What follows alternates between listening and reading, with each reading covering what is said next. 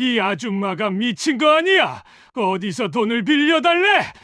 설렁탕집에서 일하는 가난한 정옥 씨는 손녀의 병원비 1,000만 원을 구하기 위해 사장 앞에서 무릎을 꿇고 빌었습니다.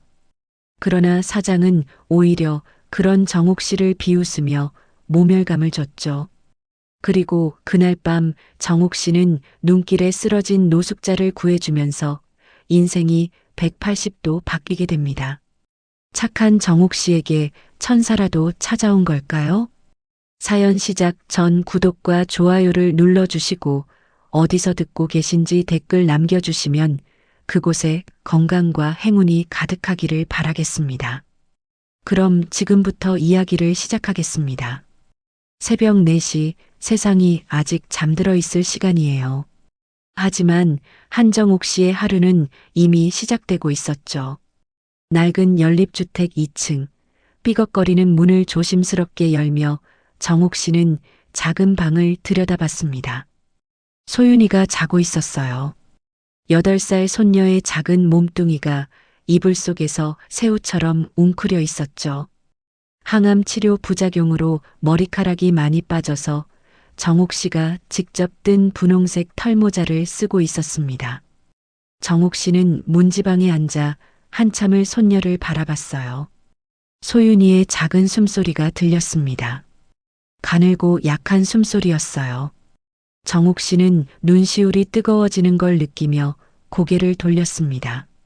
울면 안 돼. 울 시간에 일이나 더 해야지. 정옥 씨는 조용히 문을 닫고 부엌으로 갔어요. 낡은 싱크대 옆 찬장에서 보온병을 꺼냈습니다. 어젯밤 끓여둔 숭늉이었어요.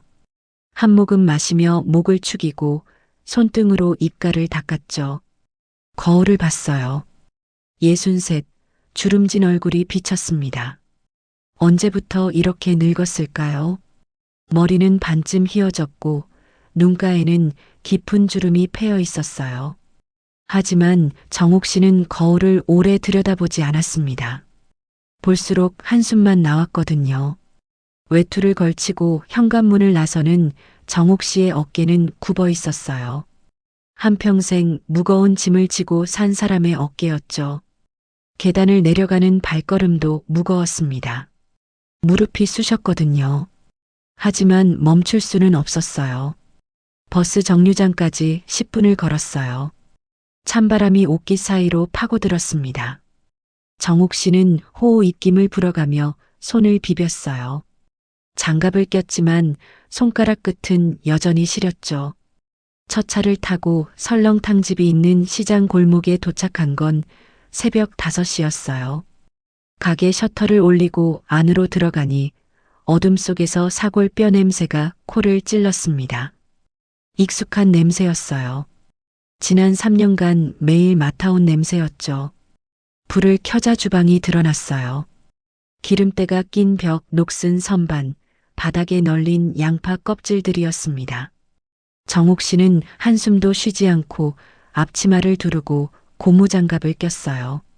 냉장고에서 사골뼈를 꺼냈어요. 커다란 스테인리스 대야에 가득 담긴 뼈들이었습니다. 무거웠어요. 정옥 씨는 온 힘을 다해 대야를 들어 싱크대로 옮겼죠. 허리가 뻐근했지만 참았습니다. 뼈를 하나하나 씻기 시작했어요. 찬물에 손을 담그니 손가락이 얼얼했습니다. 하지만 정옥 씨는 멈추지 않았어요. 솔로 뼈를 문지르고 핏물을 씻어내고 다시 헹구는 작업을 반복했죠. 1시간쯤 지났을까요? 손끝이 쭈글쭈글 불었어요. 손가락 마디마디가 빨갛게 부어올랐습니다. 겨울만 되면 손이 트는 게 정옥 씨의 고질병이었어요. 핸드크림을 아무리 발라도 소용없었죠. 커다란 솥에 물을 붓고 뼈를 넣었어요. 불을 켜자 보글보글 끓기 시작했습니다. 김이 모락모락 올라오며 주방을 가득 채웠어요. 정옥 씨는 국자로 떠오르는 거품을 걷어냈습니다. 주머니에서 뭔가 모서리가 닿는 게 느껴졌어요. 정옥 씨는 손을 넣어 구겨진 종이를 꺼냈습니다. 병원 청구서였어요. 소아암 항암 치료비 마이너스 1,000만 원. 숫자를 보는 순간 가슴이 내려앉았어요. 1,000만 원이었습니다. 정옥 씨가 석 달을 꼬박 일해도 모을 수 없는 돈이었죠. 종이를 다시 주머니에 구겨 넣으며 정옥 씨는 작게 중얼거렸습니다. 어떻게든, 어떻게든. 그 말밖에는 할 수 없었어요. 아침 7시가 되자 주방에 다른 직원들이 출근했어요. 젊은 아르바이트생들이었죠.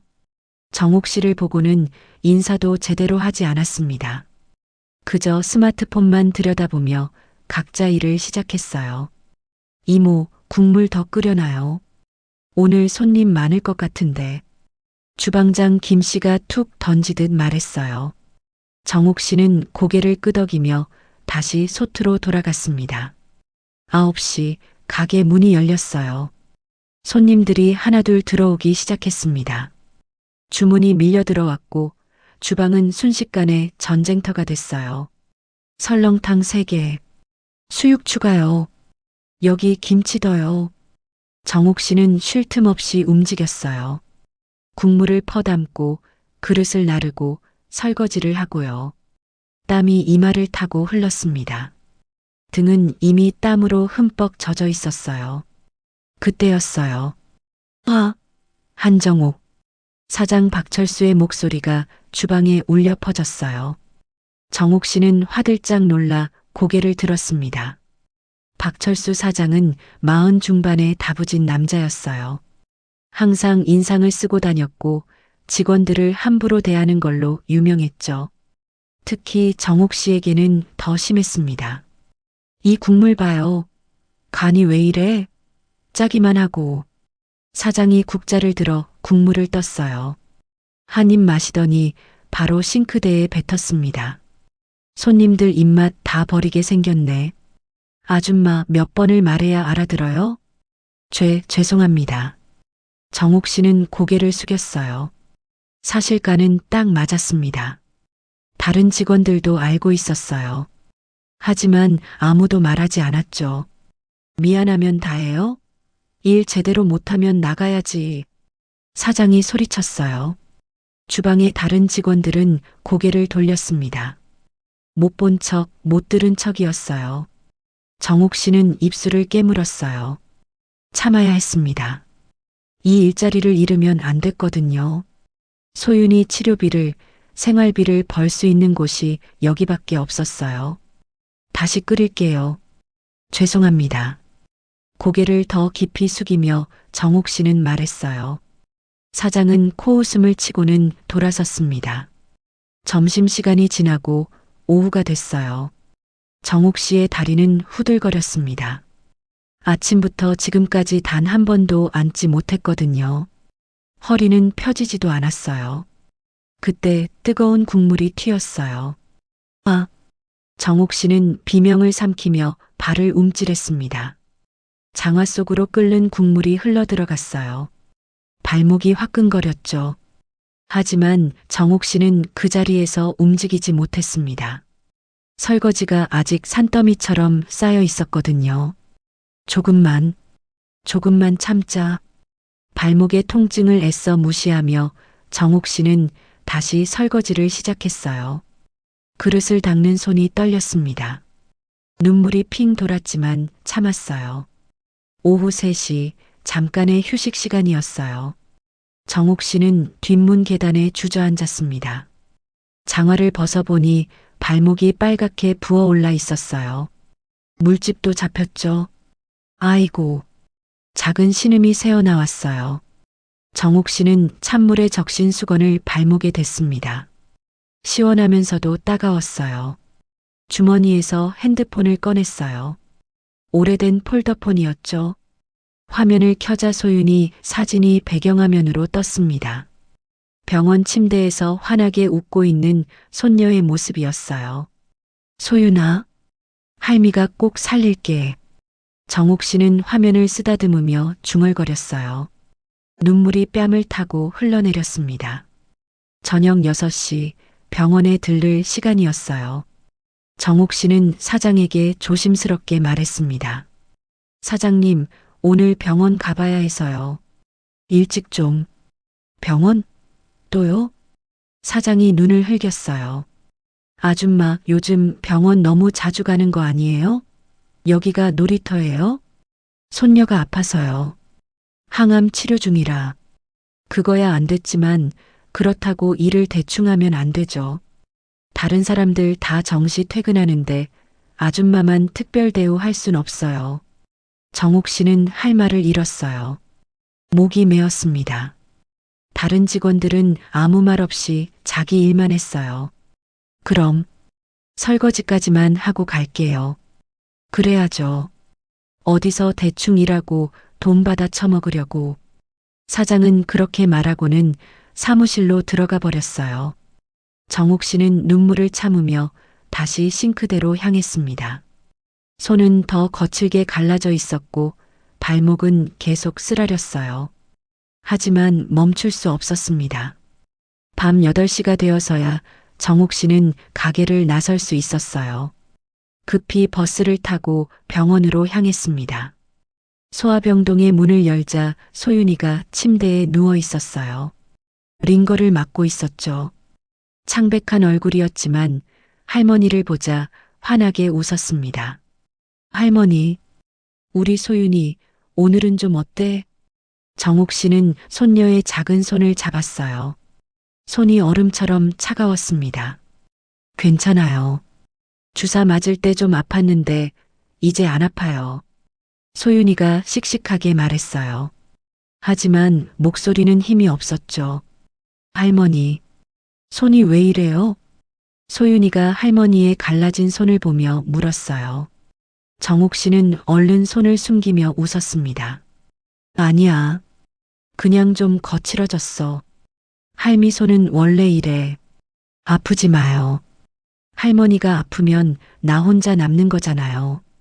소윤이의 눈에 눈물이 맺혔어요. 정옥 씨는 가슴이 찢어지는 것 같았습니다. 할미 안 아파. 걱정 마. 할미는 괜찮아. 정옥 씨는 손녀를 꼭 안았어요.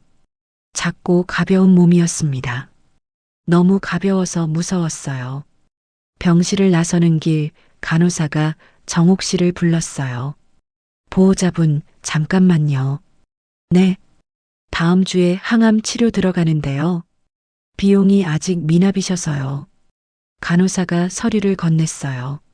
정옥 씨는 떨리는 손으로 받아들었습니다. 잔액 1천만 원. 1,000만 원이었어요. 빨간 글씨로 적힌 숫자가 눈앞에서 흔들렸습니다. 이번 주 안으로 입금 부탁드려요. 그래야 치료 일정 잡을 수 있어요. 네, 알겠습니다.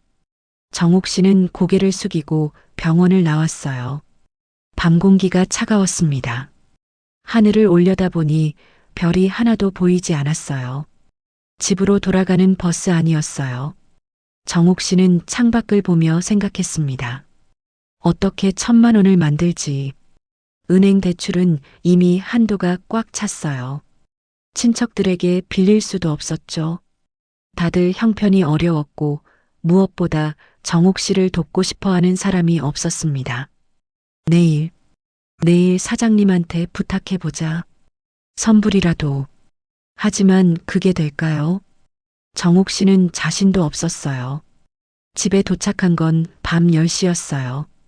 정옥 씨는 방문을 열고 소윤이 방을 들여다봤습니다. 병원에서 돌아온 소윤이가 이미 잠들어 있었어요. 얕은 숨을 몰아쉬고 있었죠. 정옥 씨는 부엌으로 가서 찬물을 한 컵 마셨어요. 목이 타들어가는 것 같았습니다. 그리고 싱크대에 기대어 한참을 서 있었어요. 발목을 보니 물집이 더 커져 있었어요. 빨간 살이 드러나 있었죠.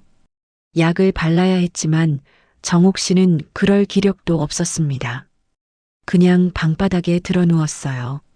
천장을 보며 정옥 씨는 눈을 감았습니다. 눈물이 귓가로 흘러내렸어요. 아들아, 며느리야, 미안해. 소윤이를 잘 못 지켜줘서. 5년 전 기차 사고로 세상을 떠난 아들 부부가 떠올랐어요. 언제나 웃으며 누구보다 엄마를 잘 챙기던 우리 아들. 그날만 생각하면 눈물이 앞을 가려요. 착한 우리 아들 며느리. 소윤이가 아프다는 것을 안 뒤로 누구보다 열심히 살았던 자식들이었어요. 3년간 소윤이만 보고 달려가는 아들 부부가 안타까워서 그날은 제가 바람 쐬고 오라고 보냈어요. 소윤이는 내가 볼 테니 너네는 바다라도 한번 보고 오라고. 그렇게 그날 둘은 즐거운 마음으로 첫 여행을 떠났죠. 엄마 정말 고마워. 그 소리가 그렇게 기분이 좋더라고요. 그렇게 고마워하며 떠난 아들 부부는 다시 돌아오지 못했어요. 내가 여행 다녀오라는 말만 안 했어도 아들 부부는 그런 끔찍한 사고를 당하지 않았을 텐데, 라는 끊임없는 죄책감이 저를 힘들게 했어요. 그리고 그날 이후로 정옥 씨는 혼자서 소윤이를 키워왔습니다. 힘들 때도 있었지만 절대로 후회하지 않았어요. 소윤이는 정말 소중한 제 손녀니까요. 하지만 지금은 너무 막막했어요. 1,000만 원이라는 돈이 정옥 씨에게는 하늘의 별 따기만큼 어려웠습니다. 하느님, 제발 소윤이만은 살려주세요. 정옥 씨는 두 손을 모으고 기도했어요. 평생 교회도 절도 다니지 않았지만 이 순간만큼은 간절히 빌었습니다. 밤은 깊어만 갔고 정옥 씨는 그렇게 잠들지 못한 채 아침을 맞이했어요. 내일도 모레도 설렁탕집에 가야 했습니다. 1,000만 원을 모아야 했어요. 소윤이를 살려야 했습니다. 다음 날 아침도 어김없이 새벽 4시에 시작됐어요. 정옥 씨는 잠을 설쳤지만 알람이 울리자마자 벌떡 일어났습니다. 몸은 천근만근이었지만 멈출 수가 없었죠. 소윤이 방을 살짝 들여다봤어요. 손녀는 여전히 깊게 잠들어 있었습니다. 작은 가슴이 오르락 내리락 하는 게 보였어요. 정옥 씨는 조용히 문을 닫고 부엌으로 향했습니다. 어젯밤 큰 결심을 했어요. 당장 필요한 수술비를 위해서 제 자존심을 모두 내려놓기로요. 오늘 사장님께 부탁하기로 마음먹었습니다. 급여를 미리 받을 수 있는지 아니면 빌릴 수 있는지요. 1,000만 원은 아니더라도 일부라도 받을 수 있다면 병원에 일단 입금할 수 있을 테니까요. 지금은 소윤이를 살리는 게 가장 중요했어요. 설렁탕집에 도착한 정옥 씨는 평소보다 더 부지런히 움직였어요. 사골뼈를 씻고 국물을 끓이고 주방을 정리하면서요. 사장님께 좋은 인상을 주고 싶었거든요. 오늘은 그나마 좀 부지런하네요. 주방장 김 씨가 비아냥거리듯 말했어요. 정옥 씨는 그저 웃으며 대답했습니다. 늘 이렇게 하는 거 아닙니까? 그래요? 난 별로 그렇게 안 보이던데. 김 씨는 코웃음을 치고는 담배를 피우러 밖으로 나갔어요. 정옥 씨는 속으로 한숨을 삼키며 다시 일에 집중했습니다. 오전 10시쯤이었어요. 손님이 잠깐 뜸한 시간이었죠. 정옥 씨는 용기를 내어 사장님을 찾아갔습니다. 손이 떨렸어요. 톡톡톡. 들어와요. 사장 박철수의 목소리가 들렸어요. 정옥 씨는 문을 열고 조심스럽게 안으로 들어갔습니다. 사장실은 좁았지만 깔끔하게 정리돼 있었어요. 책상 위엔 서류들이 쌓여 있었고 벽에는 가게 인테리어 사진들이 걸려 있었죠. 박철수는 의자에 기대 앉아 스마트폰을 보고 있었습니다. 뭐예요? 고개도 들지 않고 물었어요. 정옥 씨는 두 손을 모으고 조심스럽게 입을 열었습니다. 사장님, 죄송한데요. 뭐가요? 급여를 미리 좀 받을 수 있을까 해서요.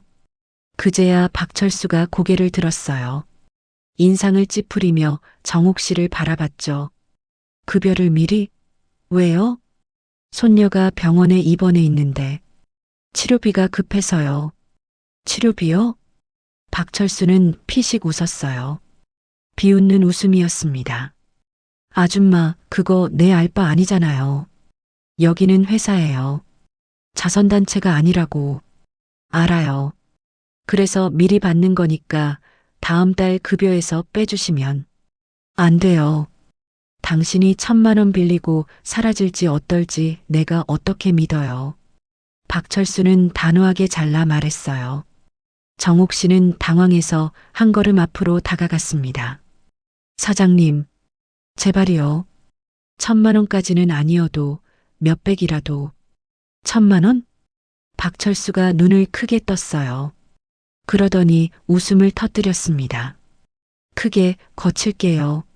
하하, 1,000만 원? 아줌마가 여기서 일한 지 얼마나 됐다고 1,000만 원을 달라고 그래요? 미쳤어? 제가 일 더 열심히 할게요.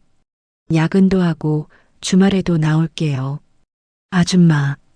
박철수의 목소리가 차갑게 식었어요. 이 아줌마 진짜 양심 없네. 솔직히 말해서 아줌마 일 잘하는 것도 아니잖아요. 국물간도 맨날 틀리고 손님 응대도 어눌하고. 내가 아줌마 나이 봐서 쓰는 거예요. 불쌍해서 써주는 거라고. 정옥 씨는 할 말을 잃었어요. 가슴이 철렁 내려앉았습니다. 게다가 요즘 병원 때문에 자꾸 조퇴하잖아요. 다른 직원들 불만 많아요. 아줌마만 특혜 받는다고. 죄송합니다. 앞으로는 그러지 않을게요. 그래서요? 그리고 말 맞다나 내가 돈 빌려주면 갚을 수나 있어요? 박철수가 비웃으며 물었어요. 정옥 씨는 대답하지 못했습니다.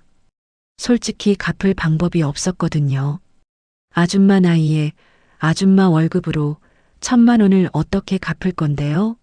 이거 아주 사기꾼이네 사기꾼이야. 돈 빌려서 도망가려는 거 아니야?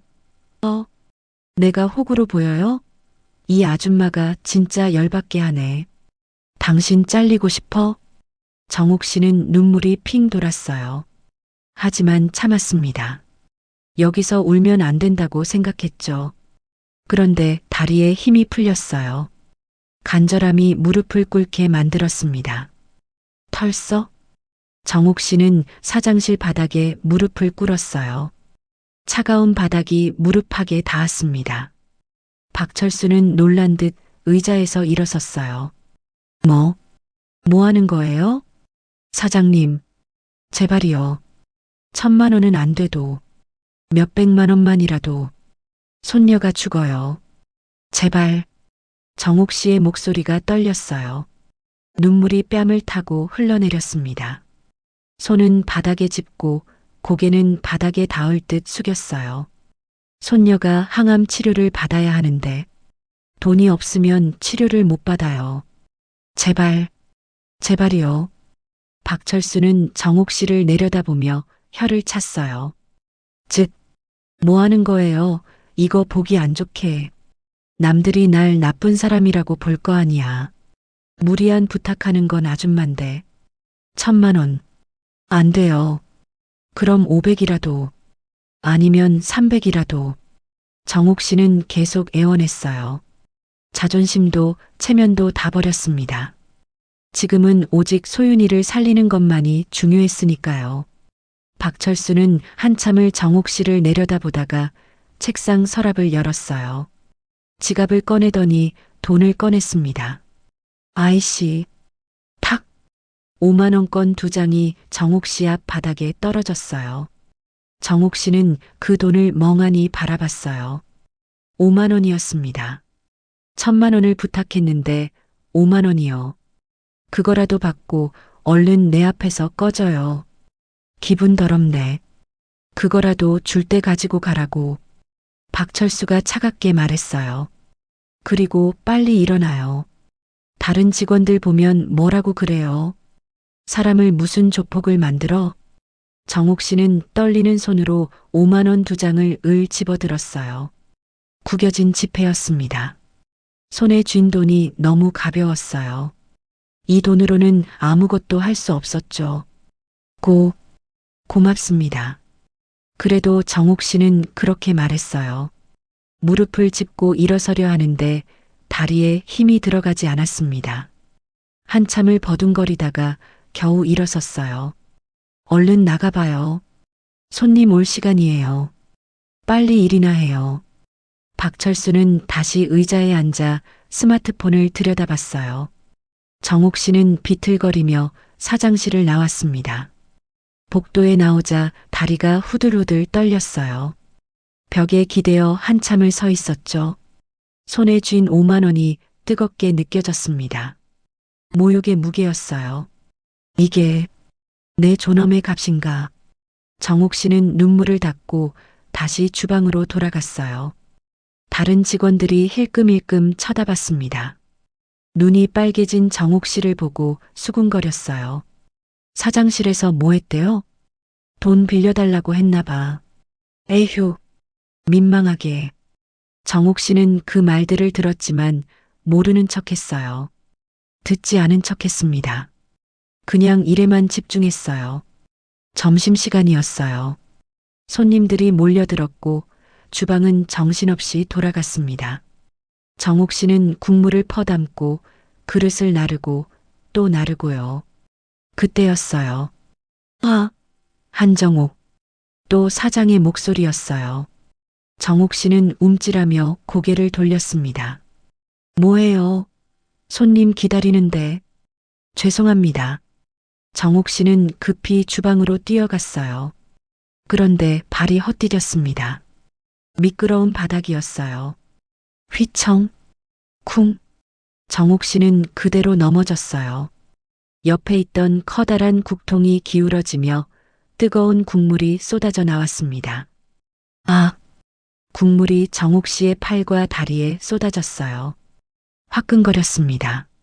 살이 익는 것 같았어요. 정옥 씨는 비명을 질렀지만 아무도 도와주지 않았습니다. 아이고, 국물이 다 쏟아졌잖아. 박철수가 달려왔어요. 정옥 씨를 걱정하는 게 아니었습니다. 국물이 아까워서였어요. 아줌마, 정신이 있어요, 없어요? 이거 다시 끓이려면 얼마나 걸리는데. 죄송합니다. 정옥 씨는 바닥에 앉은 채로 사과했어요. 팔이 화끈거려 눈물이 났지만 참았습니다. 일어나서 치워요. 빨리. 박철수가 소리쳤어요. 정옥 씨는 비틀거리며 일어나 걸레를 가지러 갔습니다. 팔의 통증이 심했지만 일단 바닥부터 닦아야 했어요. 다른 직원들은 고개를 돌렸어요. 안쓰러워하는 것 같았지만 아무도 도와주지 않았습니다. 그저 자기 일만 했어요. 정옥 씨는 무릎을 꿇고 바닥을 닦았어요. 뜨거운 국물이 스며든 바닥을, 흘러간 국물을요.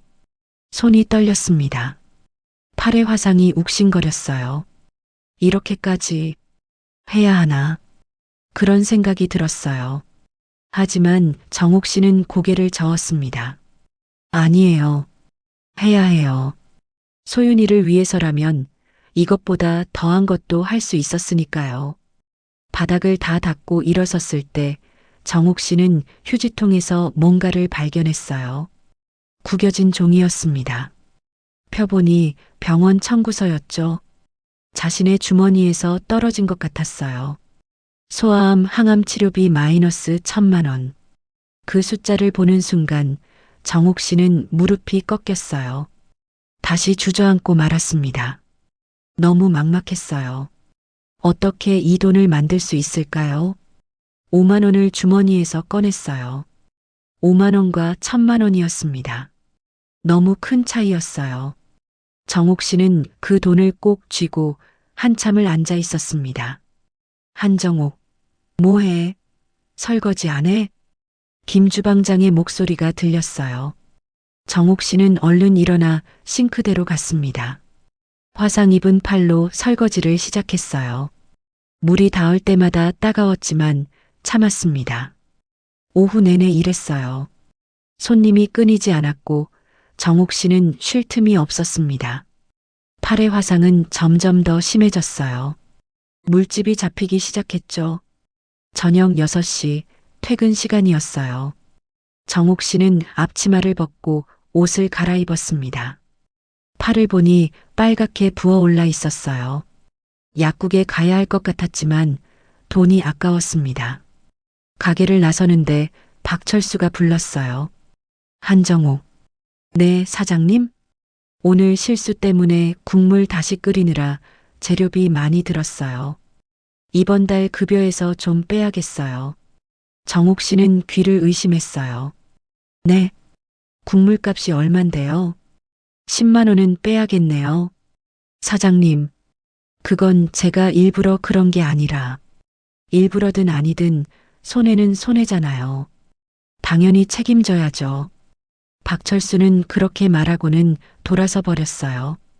정욱 씨는 할 말을 잃고 그 자리에 서 있었습니다.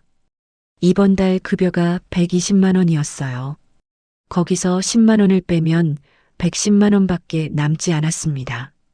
월세, 공과금, 생활비를 빼면 거의 남는 게 없었어요. 정욱 씨는 힘없이 가게를 나왔어요. 차가운 겨울바람이 얼굴을 때렸습니다. 눈이 내리기 시작했어요.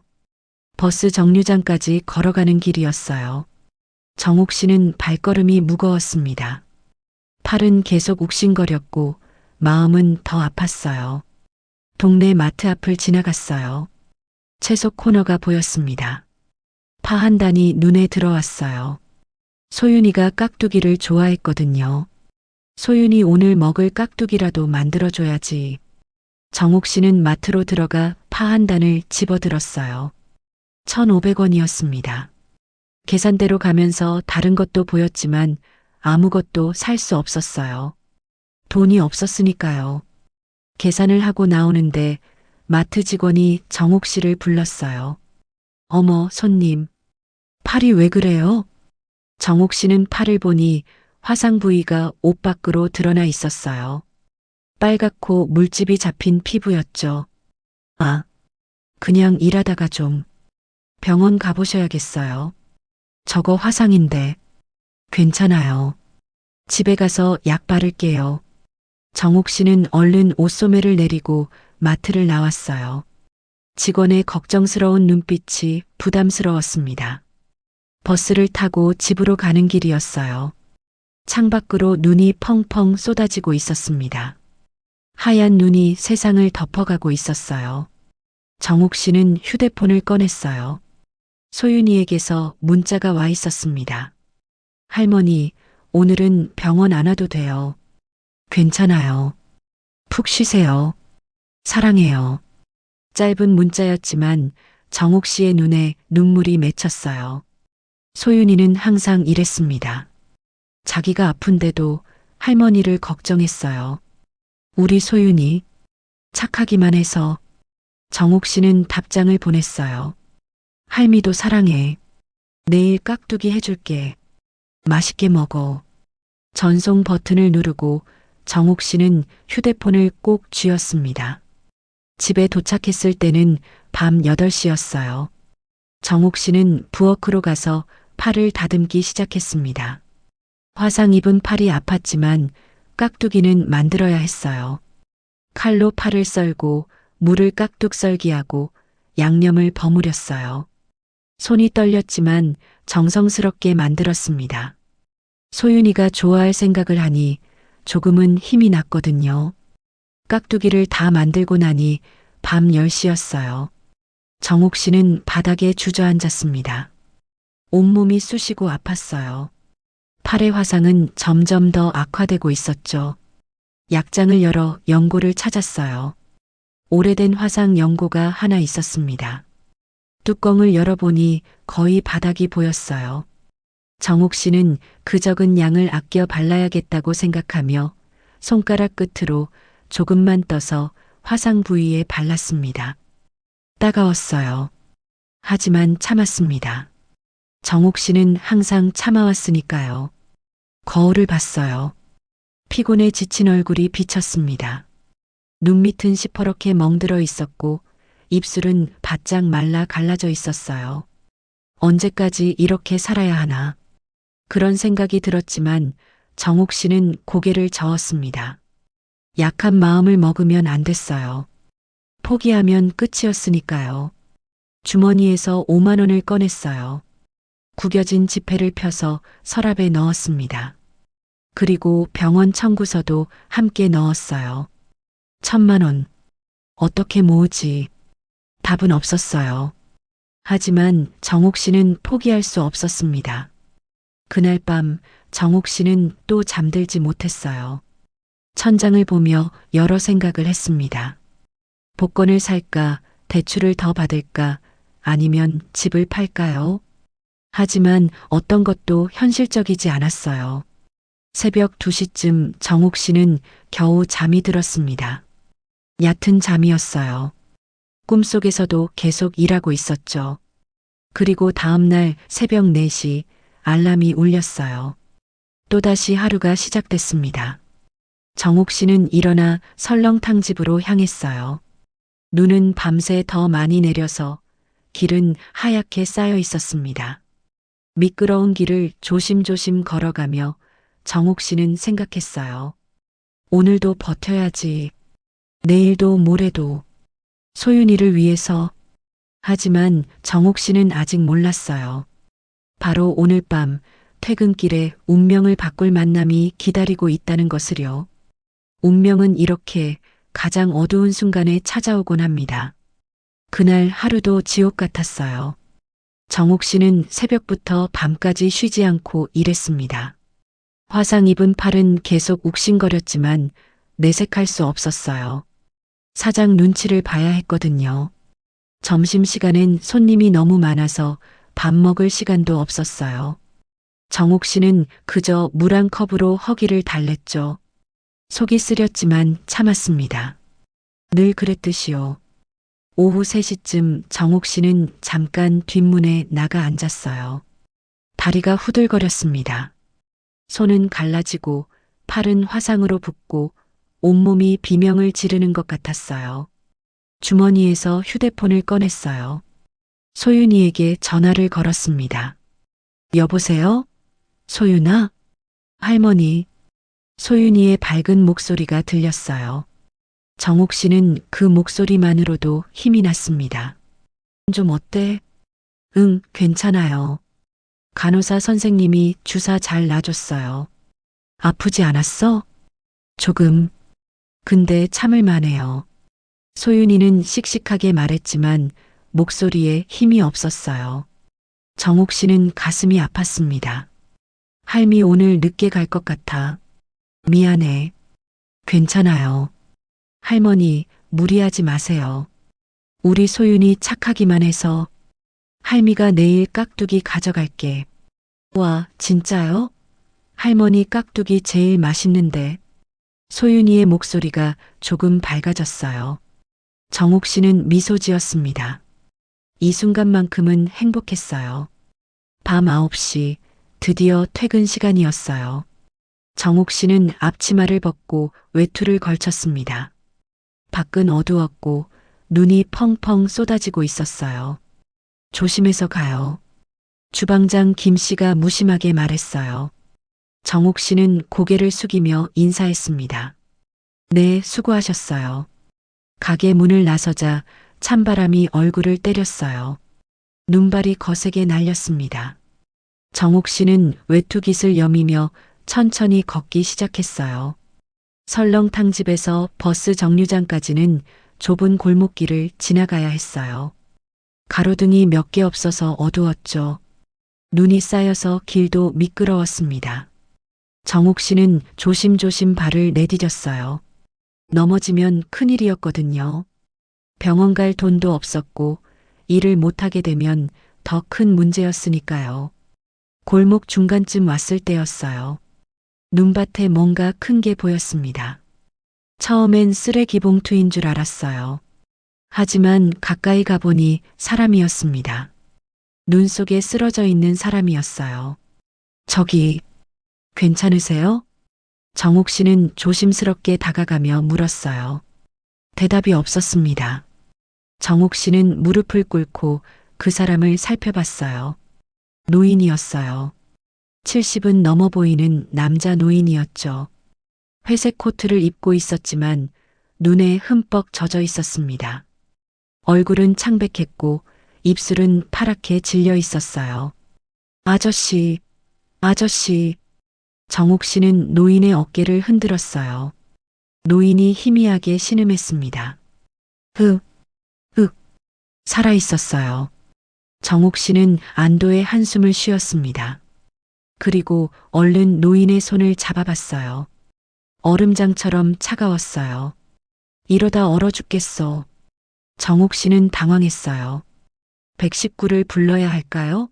하지만 여기는 골목 안쪽이라 구급차가 들어오기 어려웠습니다. 게다가 구급차가 올 때까지 기다리면 노인이 저체온증으로 위험할 수도 있었어요. 정옥 씨는 결심했어요. 외투를 벗었습니다. 차가운 바람이 몸을 때렸지만 개의치 않았어요. 외투를 노인 위에 덮어줬습니다. 아저씨, 조금만 참으세요. 제가 도와드릴게요. 정옥 씨는 노인을 일으키려고 했어요. 하지만 노인은 무거웠습니다. 정옥 씨의 힘으로는 혼자 들 수가 없었어요. 정옥 씨는 있는 힘을 다해 노인을 부축했어요.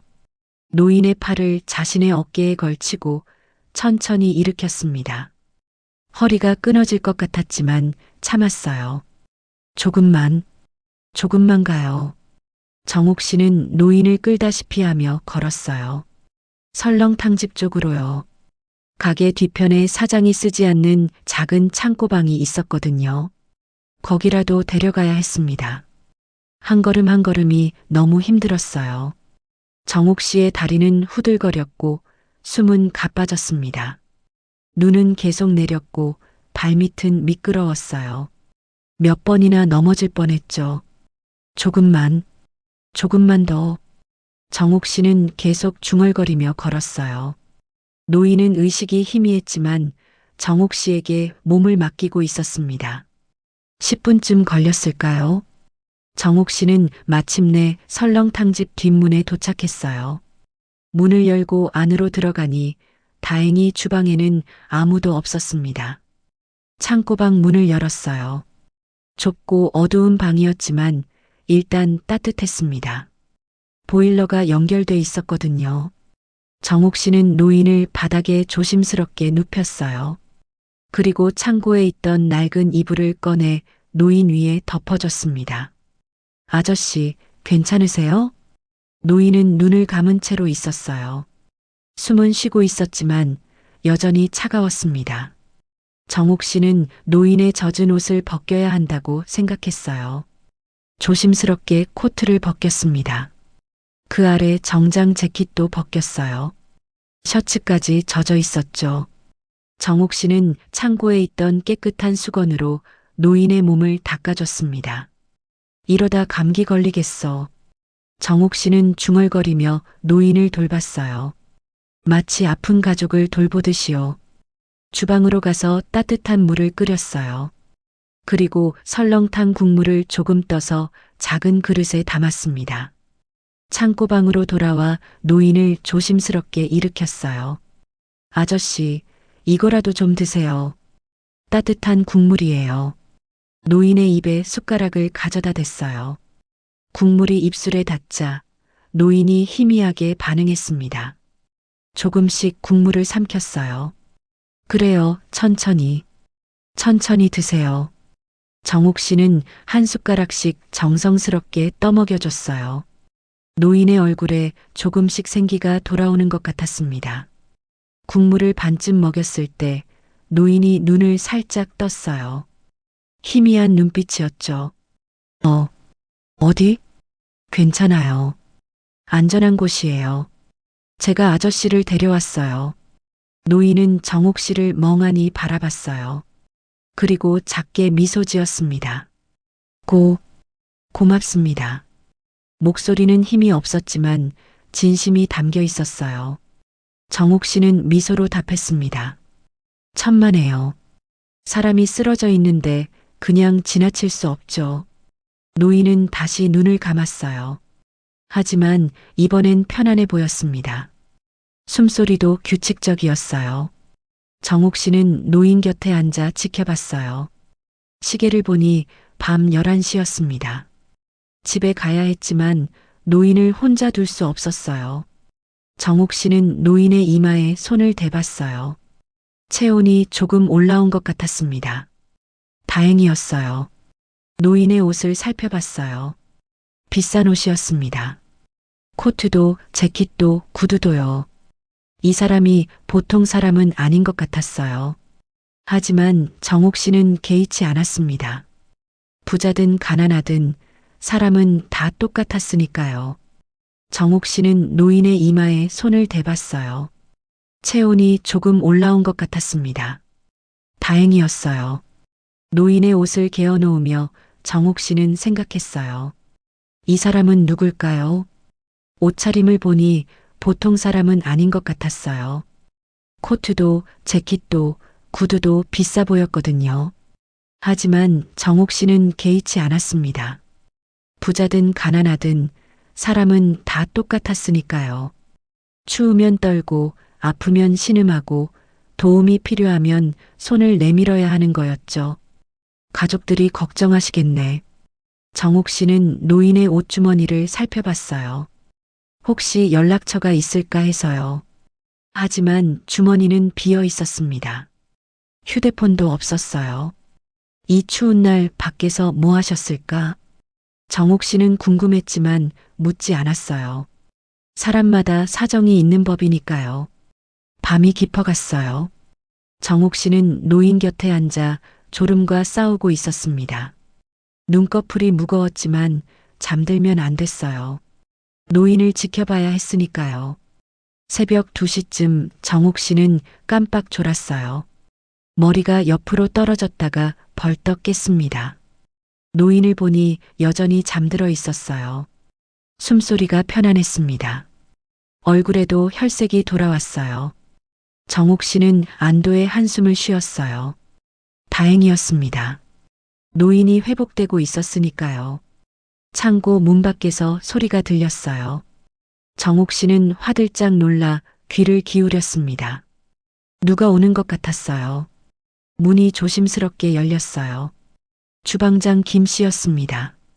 누가 여기 있어요? 김 씨가 놀라며 물었어요. 정옥 씨는 얼른 일어나 대답했습니다. 저예요. 한정옥이요. 한정옥? 이 밤에 여기서 뭐해요? 김 씨가 안으로 들어왔어요. 그리고 바닥에 누워있는 노인을 봤습니다. 이게 누구예요? 길에서 쓰러져 계셔서 제가 모셔왔어요. 뭐, 미친 거 아니에요? 사장님 허락도 안 받고? 김 씨가 소리쳤어요. 정옥 씨는 당황했습니다. 그냥 지나칠 수가 없었어요. 얼어 죽을 뻔하셨어요. 그래도 이건 사장님이 엄청 난리칠 텐데 큰일 났네. 김 씨는 걱정스러운 표정으로 노인을 내려다봤어요. 바로 그때 노인이 눈을 떴어요. 천천히 또렷하게요. 그리고 정옥 씨를 바라봤습니다. 당신이 저를 구해주셨나요? 노인의 목소리는 여전히 약했지만 분명했어요. 정옥 씨는 고개를 끄덕였습니다. 네. 길에서 쓰러져 계셔서요. 고맙습니다. 정말 고맙습니다. 노인은 정옥 씨의 손을 꼭 잡았어요. 따뜻한 손이었습니다. 체온이 많이 올라온 거예요. 이 손, 참 따뜻하네요. 노인이 중얼거렸어요. 정옥 씨는 얼떨떨했습니다. 노인은 정옥 씨의 갈라진 손을, 화상 입은 팔을 보고 있었어요. 이 손이 저를 살렸네요. 고맙습니다.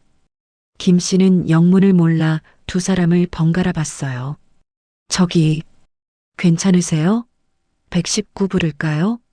노인이 고개를 저었어요. 아니요. 괜찮아요. 이분 덕분에 살았어요. 새벽 공기 속에서 세 사람은 잠시 침묵했어요. 그리고 정옥 씨는 아직 몰랐습니다.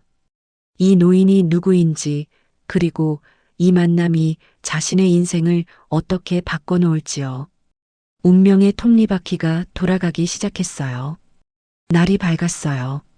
새벽 6시쯤 박철수 사장이 설렁탕 집으로 출근했습니다. 평소보다 조금 일찍 왔어요. 오늘 재고 정리를 해야 했거든요. 주방으로 들어서는데 창고방 쪽에서 불빛이 새어나오는 게 보였어요. 이상했습니다. 창고는 항상 잠겨 있었는데요. 박철수는 창고방 문을 열었어요. 그리고 눈앞의 광경에 얼어붙었습니다. 바닥에 낯선 노인이 누워 있었고 정옥 씨가 그 옆에 앉아 있었어요. 노인의 옷가지들이 여기저기 널려 있었죠. 뭐야 이게? 박철수의 목소리가 떨렸어요. 분노와 당황이 섞인 목소리였습니다. 정옥 씨는 화들짝 놀라 일어났어요. 사장님, 저기, 한정옥, 지금 뭐 하는 거야? 박철수가 고함을 쳤어요. 주방에 있던 다른 직원들이 달려왔습니다. 내 가게에, 내 창고에 허락도 없이 남을 데려와? 사장님 들어보세요. 이분이 길에서 쓰러져 계셔서 쓰러졌으면 119 부르지. 왜 내 가게로 데려와? 박철수의 얼굴이 불그락푸르락 변했어요. 아줌마, 지금 정신이 있어 없어? 이게 아줌마 집이야? 여기 내 가게라고. 정옥 씨는 고개를 숙였어요. 가슴이 답답했습니다. 사장님 말이 맞았어요. 허락도 받지 않고 노인을 데려온 건 분명 잘못이었죠. 죄송합니다. 너무 급해서. 급하면 다야? 여기 이불이며 수건이며 다 더럽혀놨잖아. 박철수가 바닥에 널린 것들을 가리키며 소리쳤어요. 이거 세탁비 누가 내?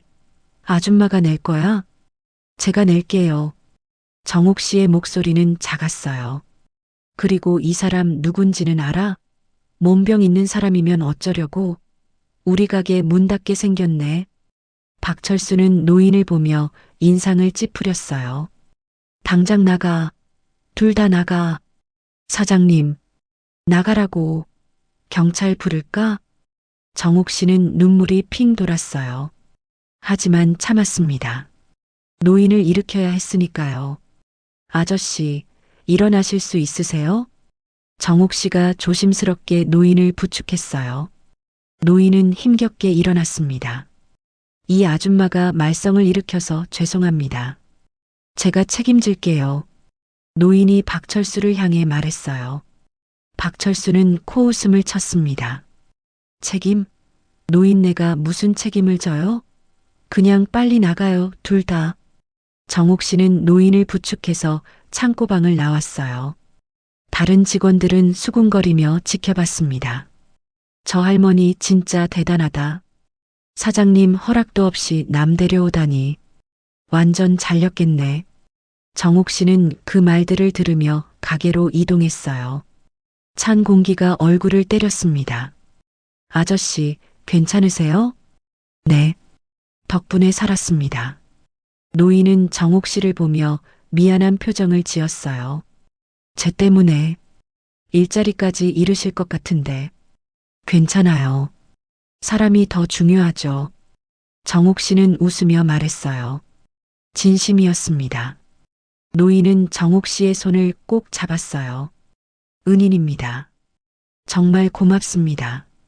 그리고 정옥 씨는 여전히 몰랐습니다. 이 노인이 누구인지, 그리고 곧 무슨 일이 벌어질지요. 하지만 그건 중요하지 않았어요. 정옥 씨는 그저 사람을 도왔을 뿐이니까요. 선한 마음은 언젠가 돌아오는 법입니다. 그때였어요. 설렁탕집 앞에 검은색 벤츠가 5대가 줄지어 섰어요. 차 문이 열리고 검은 정장을 입은 남자들이 우르르 내렸습니다. 모두 5명이었어요.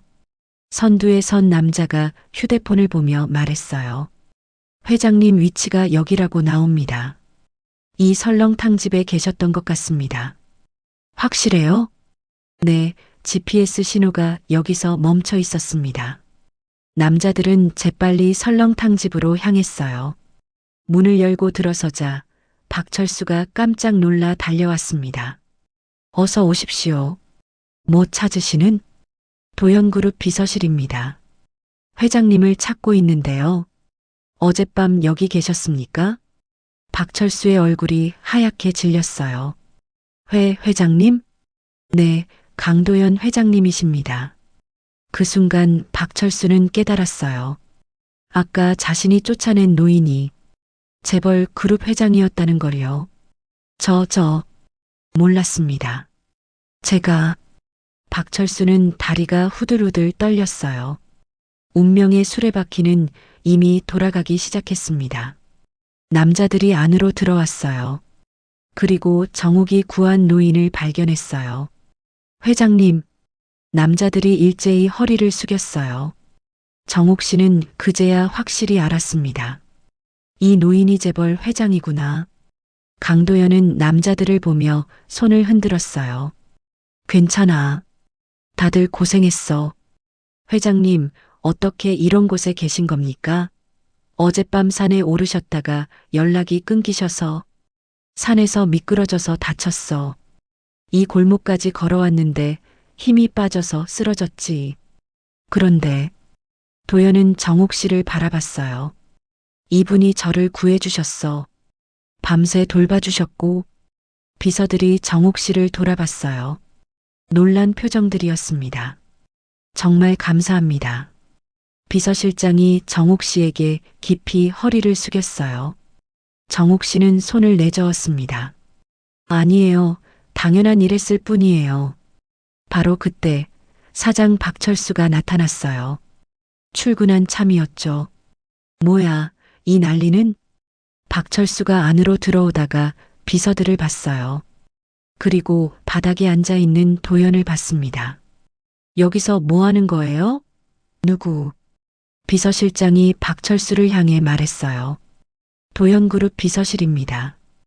회장님께서 여기 계십니다. 회장님? 박철수의 얼굴이 새하얗게 질렸어요. 박철수는 다리가 후들거렸어요.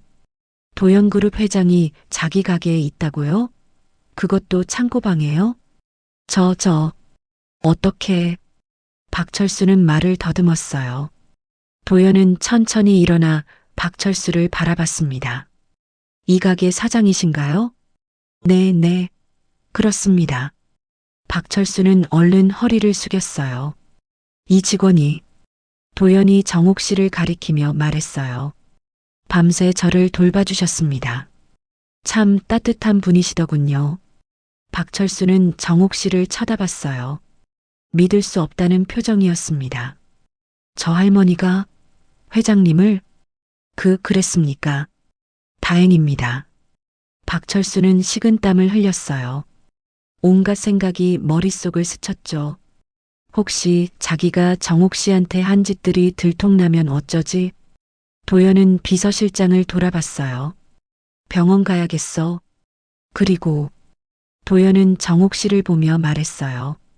이분 연락처 좀 받아둬. 나중에 꼭 인사드리고 싶어. 알겠습니다, 회장님. 비서실장이 정욱 씨에게 다가왔어요. 정욱 씨는 어리둥절한 채로 자신의 전화번호를 알려줬습니다. 감사합니다. 곧 연락드리겠습니다. 도연은 정욱 씨에게 다가가 손을 잡았어요. 정말 고맙습니다. 당신이 아니었으면 큰일 날 뻔했어요. 아니에요. 당연한 일을. 아니에요. 당연한 게 아니에요. 요즘 세상에 이렇게 해주는 사람 많지 않아요. 도연의 눈에 진심이 담겨 있었어요. 정욱 씨는 가슴이 뭉클했습니다. 도연이 비서들과 함께 가게를 나갔어요. 검은 세단들이 출발하며 골목을 빠져나갔습니다. 가게 안은 조용해졌어요. 박철수는 멍하니 서 있었고 정욱 씨도 어리둥절했습니다. 주방장 김 씨가 조심스럽게 물었어요. 정욱 씨, 지금 뭐가 어떻게 된 거예요? 정욱 씨도 잘 몰랐어요. 저도 그냥 쓰러진 분을 도와드렸을 뿐인데 박철수가 정욱 씨를 노려봤어요. 하지만 이번엔 함부로 말할 수 없었습니다. 도연그룹 회장이 정욱 씨한테 고마워했거든요. 아무튼 일이나 합시다. 박철수는 얼버무리며 사무실로 들어가 버렸어요. 정욱 씨는 그 모습을 보며 한숨을 쉬었습니다. 그리고 아직 몰랐어요. 이 일이 자신의 운명을 어떻게 바꿀지요. 도연은 정욱 씨를 잊지 않을 거예요. 그리고 곧 놀라운 일들이 벌어질 거예요. 정옥 씨의 갈라진 손이 마침내 보상받을 날이 다가오고 있었습니다. 도연은 병원 VIP 병동에 입원했어요. 머리를 다쳐서 검사를 받아야 했거든요.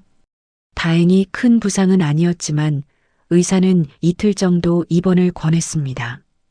병실은 넓고 깨끗했어요. 커다란 창문으로 햇살이 들어왔죠. 하지만 도연의 마음은 편하지 않았습니다. 계속 자신을 구해줬던 그 사람이 생각났거든요.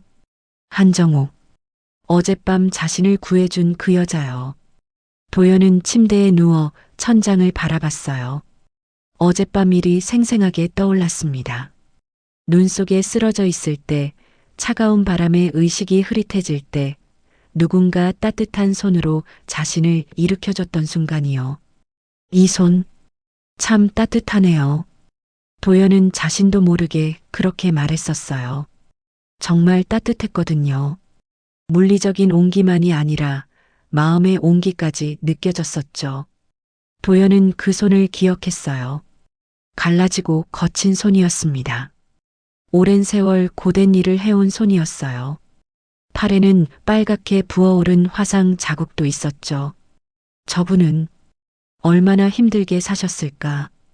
도연은 궁금해졌어요. 그 할머니가 어떤 삶을 살아왔는지요. 비서실장이 병실로 들어왔어요. 손에 서류 봉투를 들고 있었습니다. 회장님, 몸은 좀 어떠십니까? 괜찮아. 그것보다 도연이 몸을 일으켰어요. 어젯밤 일 기록 좀 가져와 봐. 내가 언제 산에 갔고 어떻게 그 골목까지 갔는지. 네, 여기 있습니다. 비서실장이 서류를 펼쳐 보였어요. GPS 기록과 CCTV 영상이었죠. 회장님께서는 오후 3시에 북한산에 오르셨습니다. 따님 기일을 맞아서요. 도연의 얼굴이 굳어졌어요. 딸이었습니다. 5년 전 사고로 세상을 떠난 딸이요. 그러다가 오후 5시쯤 빙판에서 미끄러져 산비탈에서 떨어지셨고 저녁 8시쯤 골목까지 걸어오신 것으로 보입니다. 그때까지 연락이 안 된 거야? 네, 휴대폰이 파손되셨던 것 같습니다. GPS 신호만 미약하게 잡혀서 겨우 위치를 찾았습니다. 도연은 고개를 끄덕였어요.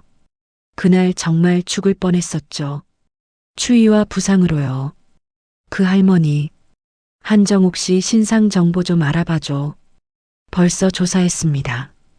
비서실장이 또 다른 서류를 꺼냈어요. 한정옥, 63세. 남편은 15년 전 돌아가셨고 아들 부부는. 비서실장이 잠시 말을 멈췄어요. 도연이 이상하게 여기며 물었습니다. 왜 그래? 아들 부부는 5년 전 기차 사고로 사망했습니다. 도연의 손이 멈췄어요. 기차 사고요? 5년 전이요? 5년 전이라고? 네. 2020년 3월 15일입니다. 도연의 얼굴이 창백해졌어요. 그날이었습니다. 자신의 딸이 죽은 날과 똑같은 날이었어요. 뭐라고? 회장님 혹시 그 사고 자료 당장 가져와. 도연의 목소리가 떨렸어요. 비서실장은 얼른 태블릿을 꺼내 기사를 검색했습니다. 화면에 기사가 떠올랐어요. 2020년 3월 15일 KTX 탈선 사고. 사망자 23명, 부상자 47명. 도연은 기사를 읽어 내려갔어요. 손이 떨렸습니다. 사망자 명단이 나왔어요. 강수진 35세, 도연그룹 회장 강도연의 외동딸. 한민수 31세, 한정옥의 아들. 이지은 31세, 한민수의 배우자. 도연은 숨이 막혔어요. 같은 사고였습니다. 자신의 딸과 한정옥의 아들 부부가 같은 기차에 타고 있었고 같은 사고로 세상을 떠났던 거예요. 하느님, 도연은 두 손으로 얼굴을 감쌌어요. 눈물이 쏟아졌습니다. 그 아이 부모도, 내 아이도 같은 날, 같은 곳에서 비서실장도 말을 잇지 못했어요. 너무 놀라운 우연이었거든요.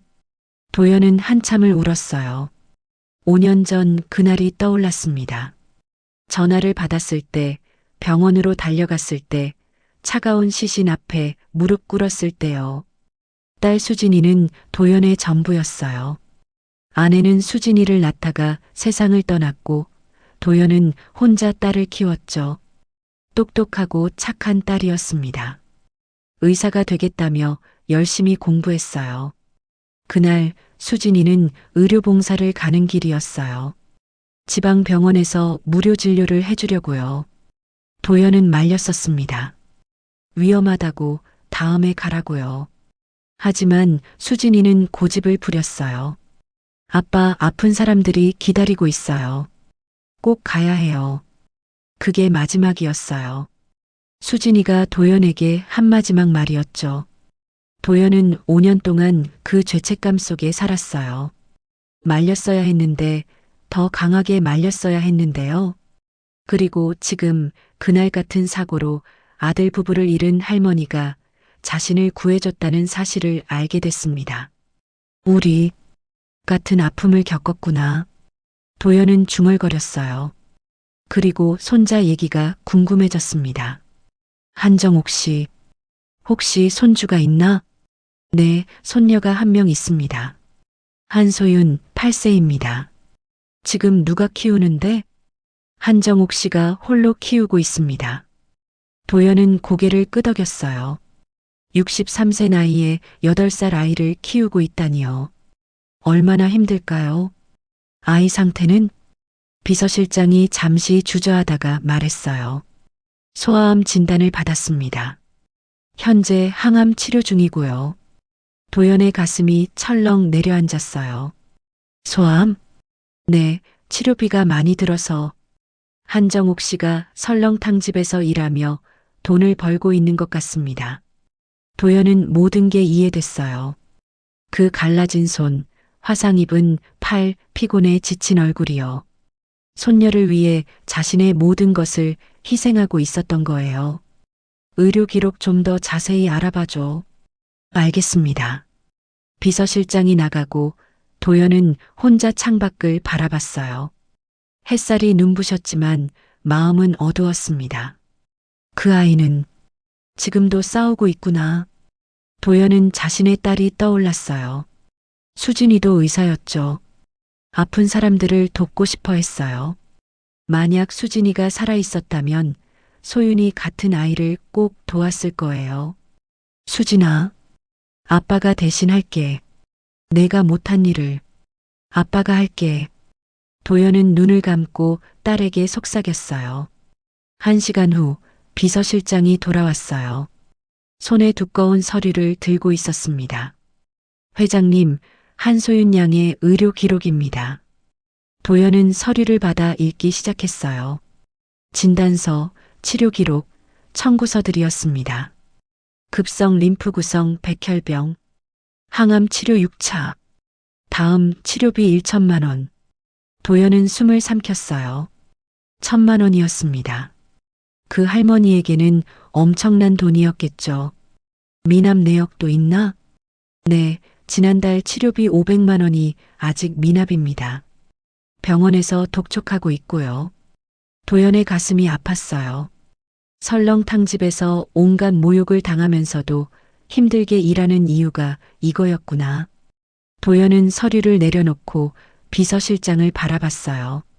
내일 당장 그 설렁탕집으로 갈 거야. 네. 회장님, 아직 퇴원하시면. 괜찮아. 가야 해. 도연의 목소리는 단호했어요. 한정옥 씨를 만나야 해. 고맙다고 인사하고. 그리고 도연은 잠시 말을 멈췄어요. 그리고 천천히 말했습니다.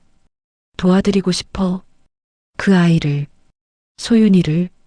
비서실장은 도연의 눈을 봤어요. 진심이 담겨 있었습니다. 알겠습니다. 준비하겠습니다. 비서실장이 나가고 도연은 다시 창밖을 바라봤어요. 하늘이 맑았습니다. 5년 만에 처음으로 도연의 마음에 뭔가 따뜻한 게 차오르는 것 같았어요. 수진아, 내 뜻을 이어갈게. 아빠가 할 수 있는 일을 할게. 다음 날 오전 도연은 퇴원했어요. 의사는 더 쉬라고 했지만 도연은 고집을 부렸습니다. 지금 당장 가야 했거든요. 검은 세단을 타고 설렁탕 집으로 향했어요. 가는 길 내내 도연은 창밖을 바라봤습니다. 어제 자신이 쓰러졌던 골목이 보였어요. 눈이 쌓여 있었죠. 여기서 그 사람이 날 구해줬구나. 설렁탕 집에 도착했어요. 차에서 내리니 익숙한 냄새가 났습니다. 사골 국물 냄새요. 문을 열고 들어가자 사장 박철수가 화들짝 놀라며 달려왔어요. 회장님, 어서 오십시오. 박철수는 과하게 허리를 숙이며 인사했어요. 도연은 무표정하게 물었습니다. 한정욱 씨 계신가요? 네. 주방에 있습니다. 제가 불러올게요. 박철수가 주방으로 뛰어갔어요. 잠시 후 정욱 씨가 앞치마를 두르고 나왔습니다. 손은 물에 젖어 있었고 얼굴엔 땀이 맺혀 있었어요. 절 찾으셨다고요? 정욱 씨는 조심스럽게 물었어요. 도연은 정욱 씨를 보며 미소 지었습니다. 네, 어제 제대로 인사도 못 드렸네요. 정말 고맙습니다. 아니에요, 괜찮습니다. 아니에요. 당신 덕분에 살았어요. 도연은 진심으로 말했어요. 정욱 씨는 얼굴이 붉어졌습니다. 도연은 주변을 둘러봤어요. 설렁탕 집은 오래되고 낡아 보였습니다. 박철수는 긴장한 표정으로 서 있었고 다른 직원들도 수군거리며 지켜보고 있었어요. 박철수 사장님? 제가 조사해 보니 임금체불부터 시작해서 세금 탈세까지 죄를 많이 지으셨더라고요. 생명의 은인인 정욱 씨에게도 부당한 대우를 많이 하셨더라고요. 자, 이 돈은 창고자리 내어준 값입니다. 받으세요. 회장님은 화가 많이 난 듯 보였고 돈을 사장에게 던지며 말했어요. 이제껏 어른인 한정욱 씨에게 반말하고 모멸감을 준 것 똑바로 사과하세요. 그러지 않으면 더 큰 조사와 폭로가 있을 겁니다. 당신은 아마 길가에 나앉게 될 거예요. 내기할까요? 사장은 두려움에 덜덜 떨었어요. 숨겨진 잘못들이 많은 사람들의 눈빛이었죠.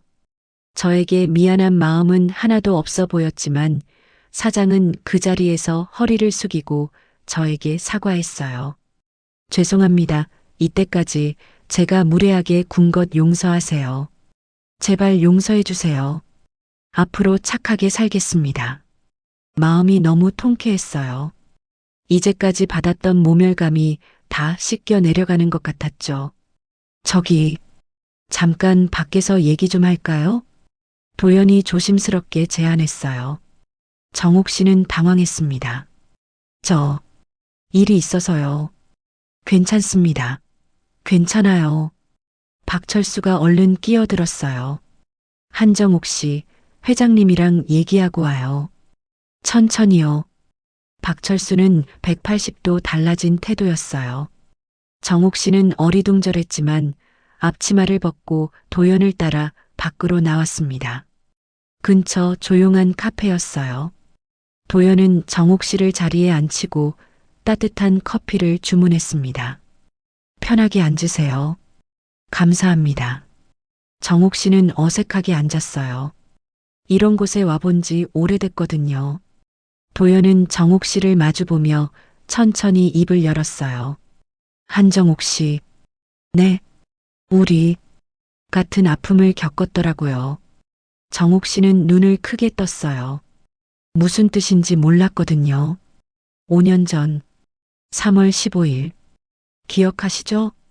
그 날짜를 듣는 순간 정욱 씨의 얼굴이 굳었어요. 그날 제 딸도 같은 기차에 타고 있었어요. 정욱 씨는 입을 다물지 못했어요. 손이 떨리기 시작했습니다. 우리 아들, 며느리가, 네, 알아요. 같은 사고였어요. 도연의 목소리도 떨렸어요. 저도 5년 동안 혼자 살았어요.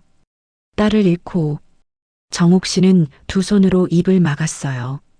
눈물이 쏟아지기 시작했습니다.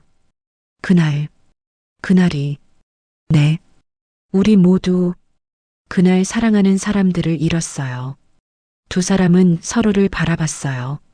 같은 아픔을 가진 사람끼리만 아는 슬픔이 눈빛에 담겨 있었습니다. 정옥 씨는 목이 메어 말을 잇지 못했어요.